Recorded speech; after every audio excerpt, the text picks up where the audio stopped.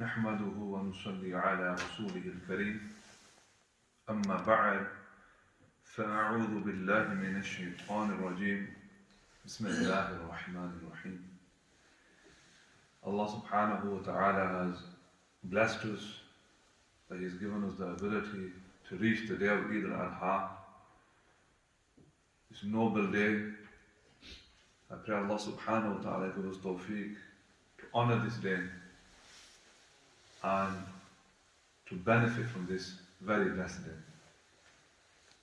This was the day that we commemorate the actions of Khalilullah, the friend of Allah, Sayyidina Ibrahim alayhi salatu wassalam. Ibn Abbas radiallahu ta'ala an narrates that the Prophet Ibrahim alayhi salatu wassalam brought Sayyidina Ismail alayhi salatu wassalam and Sayyidina Ismail alayhi salatu wassalam's mother, Sayyidah Hajar radiallahu ta'ala anha, while she was still nursing him, brought him and they camped next to the area where Ka'batullah was to be built, next to a large tree just above the area where the Zamzam well now exists. And this is, at the time, was slightly above where Masjid al-Haram is. At the time, Makkah al-Mukarramah had neither any inhabitants nor any known source of water. He left Sayyidina Ismail alayhi salatu wassalam and Sayyidah Hajar radiallahu ta'ala anha with a bag full of dates and a sikah. A sikah is a jug, a leather jug. So a sack of water, so to say. A bag of dates and some water. That's all he left them with. When Sayyidina Ibrahim alayhi salatu wasalam started to depart, Sayyidah Hajar followed him, saying, "Oh Ibrahim, where are you going? Where are you going and leaving us in this valley with no inhabitants and no source of water or anything else for that matter?"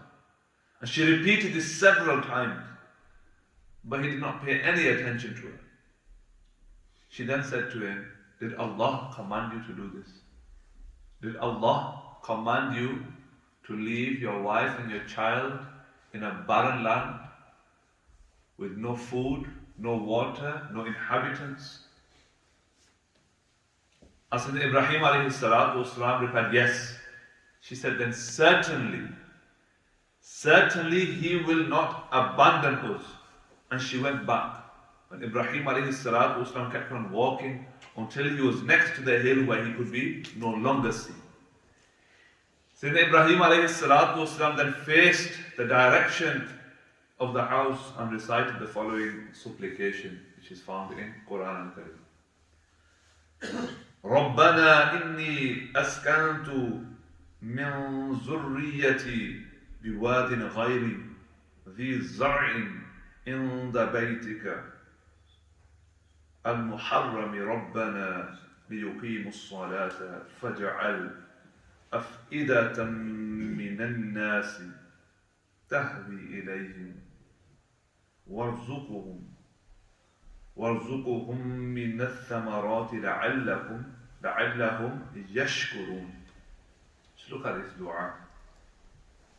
Sayyidina Ibrahim alayhi salatu wassalam, after the commandment of Allah subhanahu wa ta'ala, leaves his wife and his children in a barren land. Barren land, no food, no water. After he has gone out of their sight, he turns to them. He says, "O our Lord, I have made some of my offspring to dwell in an uncultivated valley by your sacred house, in order, O our Lord, that they may perform prayer, that they may perform salah. So fill some hearts amongst men with love towards them, and O Allah, provide them with fruit so that they may give thanks." That's the dua of Ibrahim alayhi salatu wassalam. He makes dua, "O Allah, after accepting your command, after doing action, doing amal upon your command, you commanded me to leave my wife, my child in the barren land. after doing this, Ya Allah, make the people have love towards them. Make the people have love towards them. And make them be of those people who perform salah. And make the ummah, or make the people of that day show love towards Ismail alayhi salatu wasalam and Sayyidah Hajjah radiallahu ta'ala anha. And thousands of years later, we still commemorate those very actions of Sayyidah Hajjah alayhi salatu wasalam, of Sayyidina Ismail alayhi salatu wasalam. Afterwards, Sayyidina Ismail alayhi salatu wasalam's mother nursed him and drank from the water that Sayyidina Ibrahim alayhi salatu wasalam left.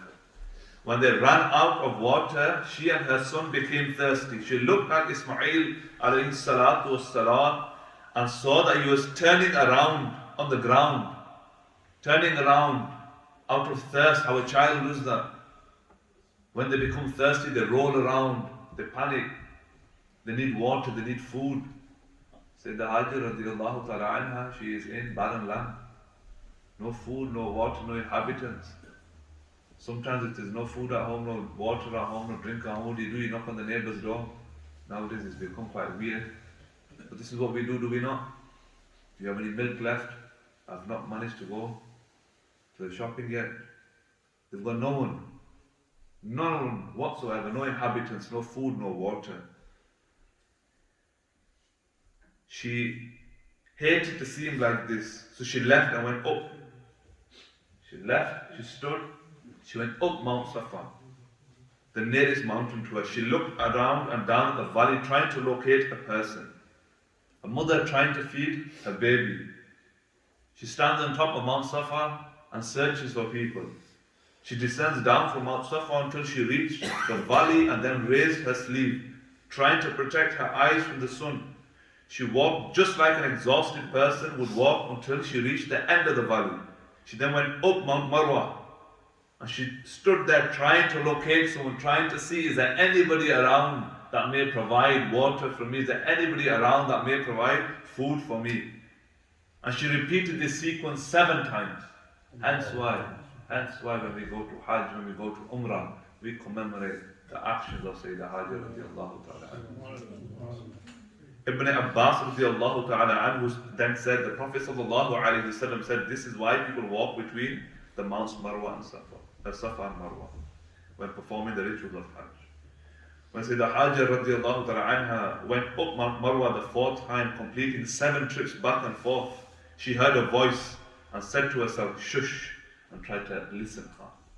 She heard something again and then said aloud to whom she thought she heard, I heard you. Do you have relief so that you will provide us with assistance? Do you have relief that you may provide us with assistance? And then she saw an angel.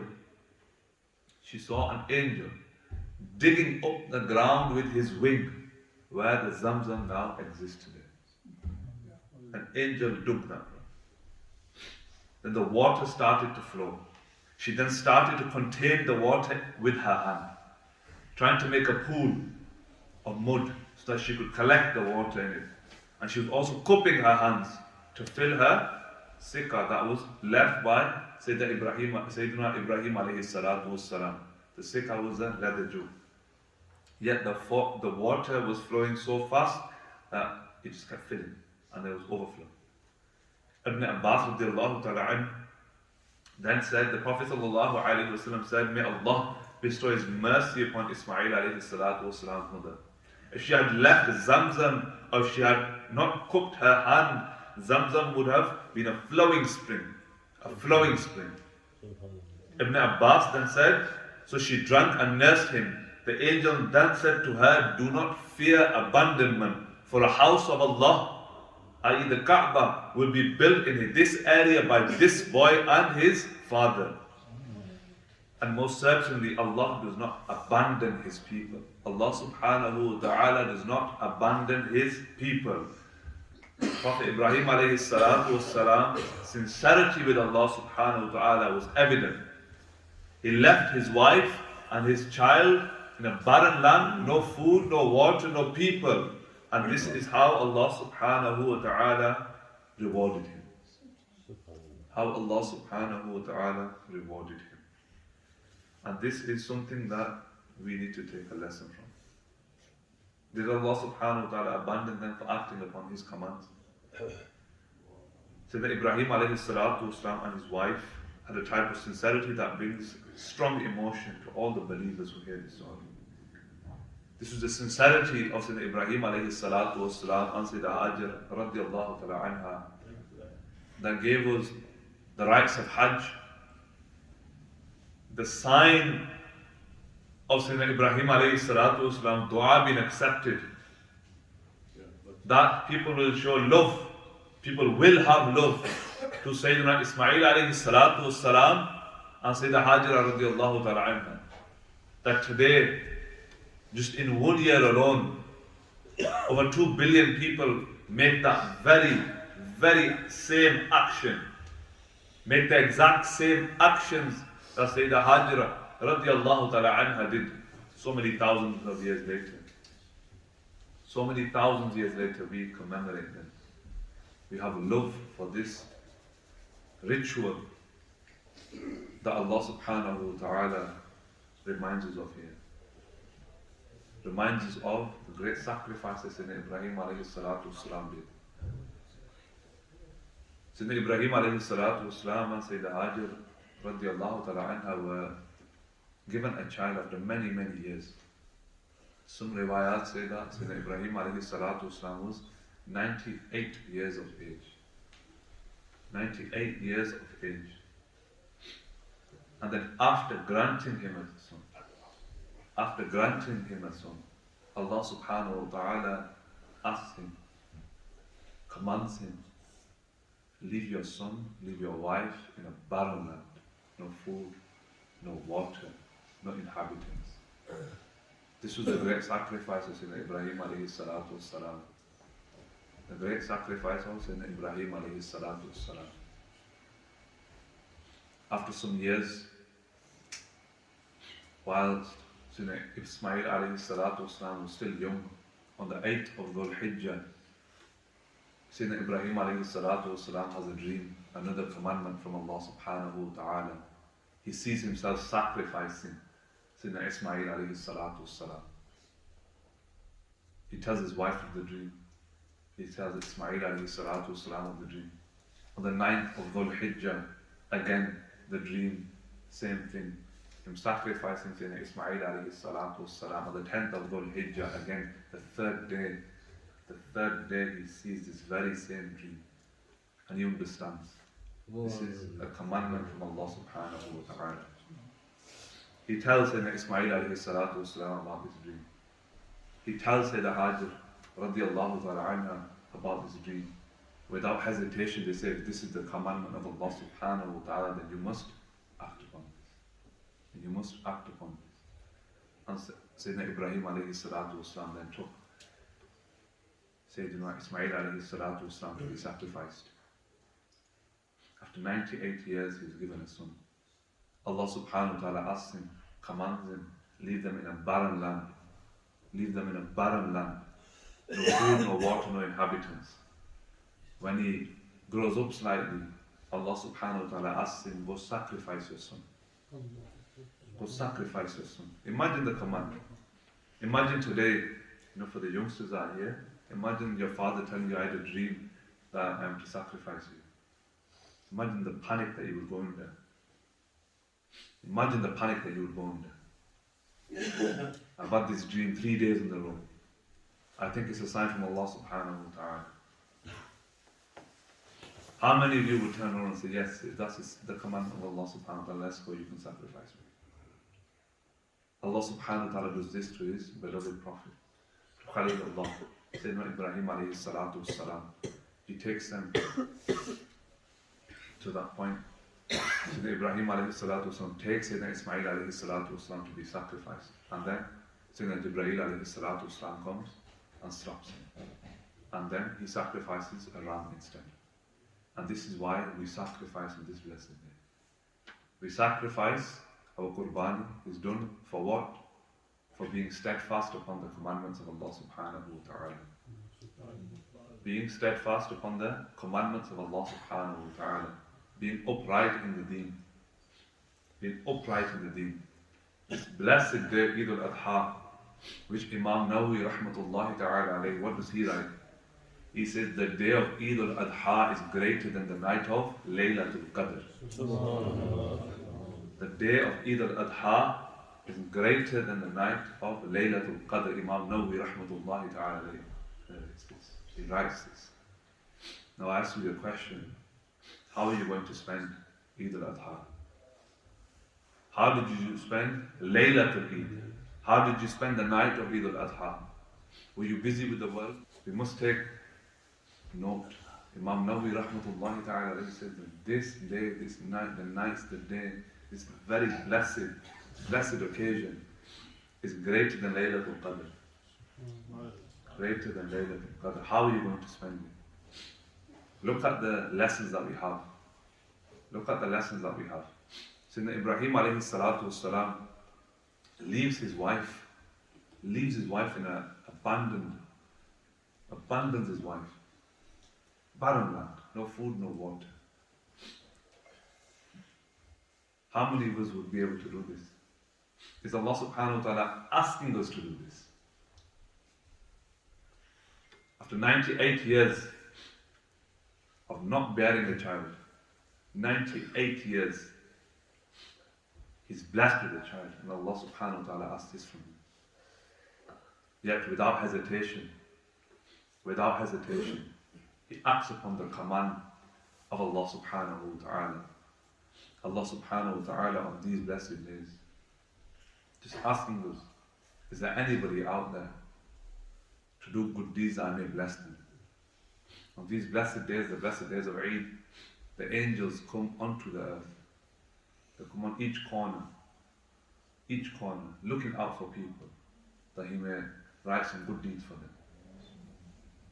That He may write good deeds for them. How are you going to spend your Eid?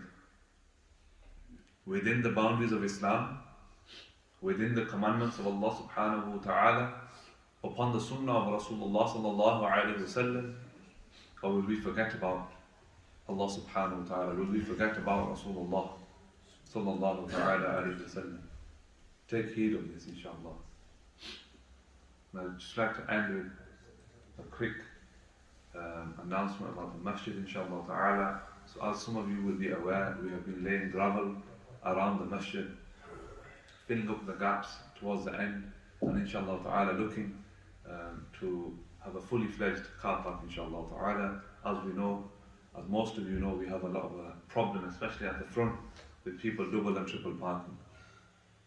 Inshallah ta'ala, we intend to level everything, which we have done, and we intend to then put tarmac on, inshallah. For this we require support from yourselves, inshallah ta'ala. Haji Salim has covered a large portion of the bill out of his own pocket. There is a little amount left. We make appeal to everyone, inshallah ta'ala. This masjid will be a source of benefit for not only yourselves but for your offspring and those to come after, inshallah ta'ala. It should be a form of sadaqah jariyah for you. When you do pass on, so long as people continue to benefit from the masjid, benefit from the car park, inshallah ta'ala, you will continue to gain ajr for it, inshallah. So Haji Salim has requested, and a request for myself is that whatever you have tawfiq to give, please do give wholeheartedly to the masjid. We don't usually like to put figures on the amount, but if everybody gave as little as 10 or 20 pounds, then that would go a long way for the masjid. It would go a long way for the masjid. If everyone chipped in 10 or 20 pounds and gave to the masjid, we would have enough to support a fully fledged car park, inshallah ta'ala, and that's the only thing really left in this masjid. The only thing that is left. Bottom floor is complete. I remember the times when there were small rooms here. I remember the times that upstairs there were small rooms. Everything has now been renovated. Even the back hall for the sisters, we have a full wudu khana, we have a full area, we have a shoe area. We are very blessed with our space. Alhamdulillah, Allah subhanahu wa ta'ala has blessed us with this space.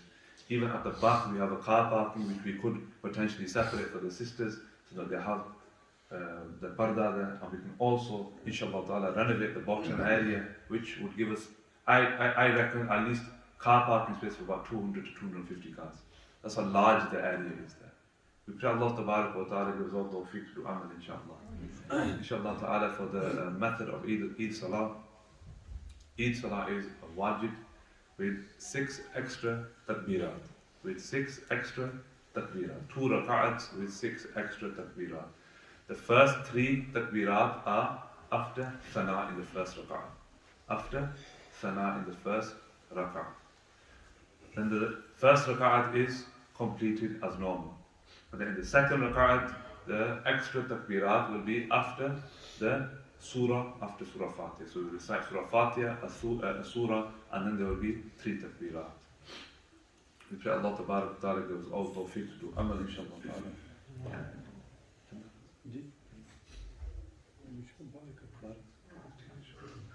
Inshallah ta'ala, we pray Allah subhanahu wa ta'ala gives all tawfiq to do amal, inshallah ta'ala. If I could just request brothers to make their roles, inshallah ta'ala.